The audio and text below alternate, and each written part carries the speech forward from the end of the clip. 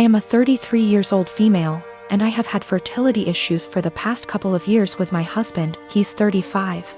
We went through with consultations, and while we had very promising results for treatment, the cost did give us pause. It wasn't that we couldn't afford it, we just weren't at the point yet where we were willing to pay. I discussed it with my husband, and we were both fine with the idea of adopting. My cousin Tiffany, woman 25 years old, is adopted, and she supported our choice in looking into it. However, this was a couple of years back, and during that time Tiffany was reunited with her birth parents, and she's been acting pretty hurtful to my aunt and uncle since then. She keeps making posts about how happy she is to know where she comes from and is happy about being reunited with her real family. She even talked about having her birth father walk her down the aisle as a chance to make up for lost time. Obviously, my uncle was very hurt about this, but when he voiced it, Tiffany got defensive.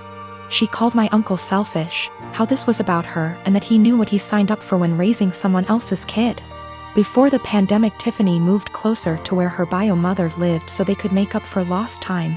And Tiffany kept making post after post about all the fun she was having meeting relatives, and how she called back / video chatted with each of her bio parents multiple times a week. Meanwhile, she barely texted back my uncle and aunt once a month. I could tell how heartbroken my aunt and uncle were, but tried to give Tiffany her space, and the few times they said anything she accused them of being selfish and unsupportive. I think the biggest thing that broke them was when Tiffany promised to come by for my aunt's birthday and was even given the money to travel to them, but then never showed up. She called literally the day before to say that her bio mom had an emergency so she wasn't going to make it, but didn't give back the money. I am completely disgusted by Tiffany's behavior, and while I haven't completely ruled out adoption entirely, I did want to give medical-assisted conception a try. My husband supported this, and we are now currently expecting. After we made our announcement, Tiffany messaged me asking why I would spend thousands on creating a child when I could help one who already existed. I tried to play it off, but Tiffany kept pressing and calling me a bad person when there are so many children who desperately need a home, and overpopulation. It got to the point where she was pissing me off, and I just came clean and said that her behavior towards the people who loved and raised her was the reason.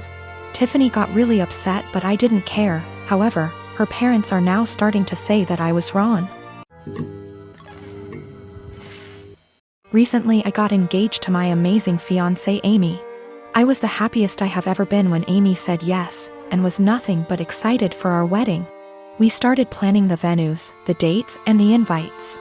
When talking about who to invite, we both agreed to invite out coworkers, as we have worked in our respective jobs for years and like them all. As I checked that off the list, Amy spoke up and said everyone from my job can come except my work friend Tally. Tally is also one of my close friends, so this surprised me that Amy didn't want to invite her. She has met Tally multiple times, and there didn't seem to be any issues. When I asked why, she said she just doesn't like her and finds our friendship uncomfortable, saying she thinks that Tally is the type of person to try to sway taken men and be the center of attention. After talking some more to see where she got this idea, it turned out this was based on nothing but Tally's looks, as even Amy admitted that Tally is always very kind to her.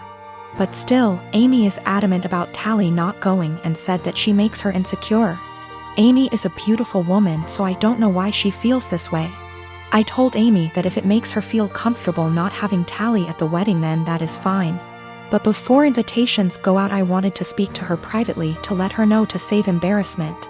Amy agreed, and that was really that. We didn't speak on the matter after. A week or so later, I went into work and Tally started to ignore me, only really talking if it was work-related. I was confused, as it isn't just her. Our coworkers have started to ignore her and acting strange to me. So I contacted her BF, only for him to be sarcastic on the phone. I asked what the problem was when he asked if I actually didn't know what happened. He then filled me in.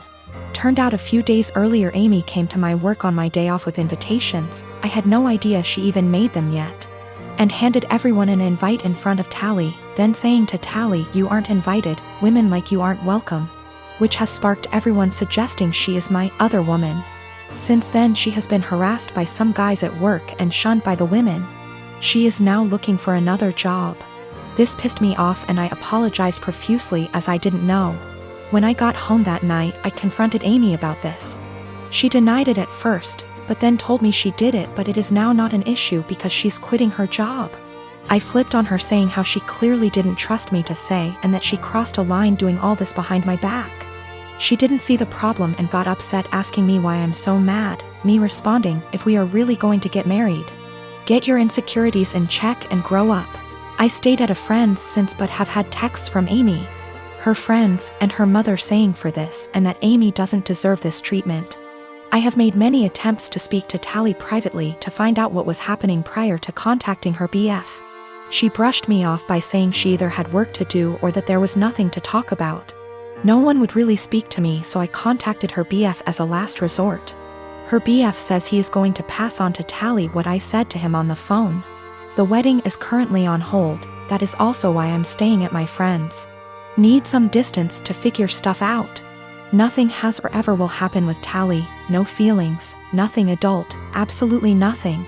Tally is happy and in love, her boyfriend is someone I also consider a close friend. I was happy with Amy prior to this. And Tally is more like a sister to me. Unfortunately, due to what Amy has done, all I can really do is damage control. Of course I am planning to explain to everyone what has happened. I do not want Tally to be going through this.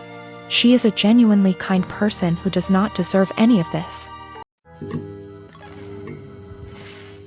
I'm a 28 and I have a sister. For the sake of story, I'll just call Jane. Jane is married to Bob and they have 2 kids, boy and a girl. My niece and nephew are wonderful kids and no trouble at all. They fight as siblings do, but nothing big. I love them. Now for about 2 years, I did live with my sister. It was a miserable time that really affected our relationship. She saw me as free labor, money, and babysitting. Even when I managed to get a small part-time job, she demanded I hand over nearly half my pay or get out. It was hell as she took completely advantage of me. I moved out as soon as I could and we have little contact outside of family gatherings. Now after I moved out, she started complaining how she has no help with the kids and never gets a break. I babysit sometimes, but I have made it clear, just cause I am off work, doesn't mean I want an 8-hour day with my niece and nephew. Anyway, she started talking about how she wanted to foster a kid. Not a kid but a teenager. I pressed her for more info on this. She wants to adopt a teenager so she has a live-in babysitter for her kids. This is her logic. I want a kid around 16 or 17, you know, someone who may have been in the system for a while. They can share a room with your nephew. She only has a 3-bedroom house, or sleep in the garage. They can help me with housework, chores, cook, and help me with my business. She bakes and sells cookies, also babysit the kids so me and Bob can go out sometimes or have some alone time. They'll be so grateful for a home and won't complain. I won't have to pay them at all. And then when they turn 18, I can just sign up for another foster kid. A teenager will be so much easier than a little kid. They will be grateful just to have a roof, food, siblings if they have been separated from their real ones, and clothes. I was horrified. Told her it was a horrible idea. She didn't listen to me. She went on with it anyway. About a month ago, a social worker showed up at my apartment to ask me some questions about my sister. She had put me down as a character witness or something like that. I immediately told the social worker why my sister really wanted to foster a kid and how she treated me when I lived with her. The lady thanked me. My sister called crying, saying that she wouldn't be considered for any adoptions or fosters. The social worker told her that they felt her home and her weren't a good fit. She asked if I said anything, and I told the truth. She went off on me, hung up, and we haven't spoken since. She has sent some angry texts. A couple family members are on her side. They think foster kids are dogs or something and would be so happy just to have a roof and would gladly do all the housework. No child is in control of the circumstances that may have landed them in the foster care system. They are children and still human. They deserve a loving home and care. Do right by a foster kid. My graduation ceremony is being held next week. My dad had given me some money in advance to pay for the party. I live mostly with my mom, but they were supposed to be hosting the event together. Dad and I have a rocky relationship. After my parents divorced when I was 4, they split custody of me and he was able to stay a good dad. When I was 10, he met Jane. Jane had 3 kids, twins and a single kid. They got married when I was 12, but I would say even before that I felt like he prioritized her kids over me a lot.